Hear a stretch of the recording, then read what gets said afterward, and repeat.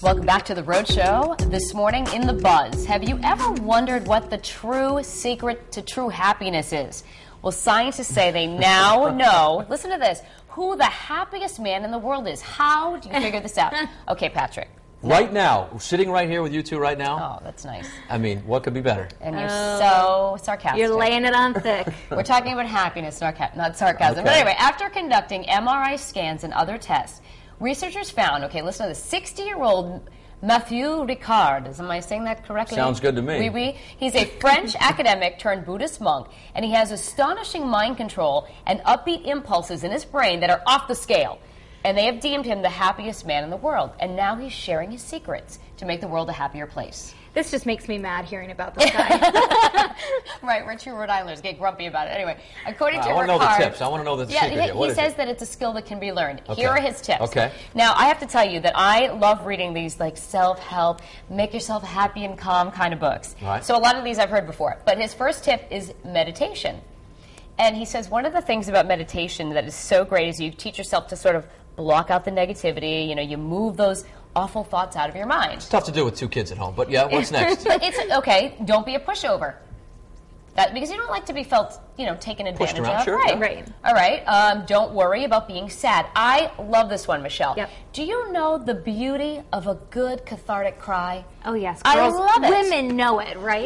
You watch this sad movie or something like that, and you let it all out, and then you feel All right, what a million times better. Don't tie your happiness to wealth, fame, or power. Right. The answer to your problems can be helping other people. Yes. Now that you've read the list, buying I'm it? not going to elaborate on any of them. That's what I was doing. You buying it? I don't know. This guy sounds like he doesn't have many problems out there. Yeah, He, probably. A lot of free time on his meditates hands. for a living. Yeah. Kind of gave up the traditional life. But I do believe that happiness is a bit of an attitude. I always think that, there are certain people in the world who face problems with grumpiness. There's others in the world that try and say, you know what, I've got to deal with this, whether I do it with a good attitude or a bad attitude. Right. So I might as well have a good attitude about it. And I think that does help with overall health and happiness in your life. One of the things I find helps me is you ask yourself the question, how is this going to matter a year from now? Yeah. You know what I mean? You put it into perspective and say, the problem that I have, I feel it's the worst day of my life. Is it really going to matter a year from now? And you try to teach your kids that, too. You want your kids to be happy, too. Yeah, a lot of things that you think are problems now aren't, Right. eventually. But I will say this, getting back to the monk thing, Yeah. I went to St. Anselm College, which is up in New Hampshire. The school is run by monks, Benedictine monks. Talk about no stress. These dudes have it made. They live at a college. Yeah. They've got a unlimited tab at the local campus pub. They have no taxes to pay. Every meal they get on campus, it's a great dining hall. I wouldn't have any stress either. They don't. Yeah. I could take it a step further. I don't have Okay. to worry about being married or the stress of children or You any of need that to stuff. just stop Car right payments, there. mortgages, I any know. of that Jen, stuff. Jen, he I know. loves you. I Kids, do. he loves you. I do. But it's a monk. We're talking about a guy that lives in a monastery. He probably has everything paid for. Of course he's happy. Nobody ever said that the happiest people on the earth are those with children and a family. I am very happy, but I also saw a lot of monks up in college that were really happy every night. Now I know why. There's so many secrets to happiness, and everybody has their own ways to do it. And I'm sure everybody has different opinions about it on the live blog. What are people saying this morning, Melissa? Well, we're getting a lot of great comments, as usual, from all of our bloggers this morning. And I think the secret of happiness, it really comes from within. You have to be a happy person inside, and if your wife and kids and all that good stuff makes you happy, then go with it, Pat. Just go with it.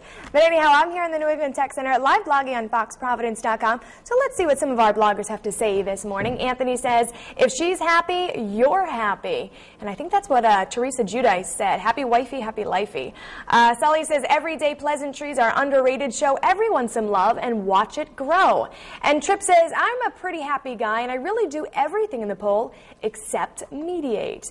And in case you're just joining us this morning and you want to weigh in our poll question, today we're asking, what do you think can help people the most to become happier? Your choices are mediation, don't be a pushover, don't worry about being sad, don't link happiness to wealth and fame, or helping out other people, which I think is a great one. And our friends on Facebook are weighing in this morning. Donna says, greet the day with a smile, count each blessing, take each mistake as a learning experience, and move on. I really like that one, Donna. So some great advice from our bloggers and our Facebook friends. So don't go anywhere, because I'll be back at the end of the show with your web poll results. But for now, we're going to send it on over to Pat, who's making a minestrone.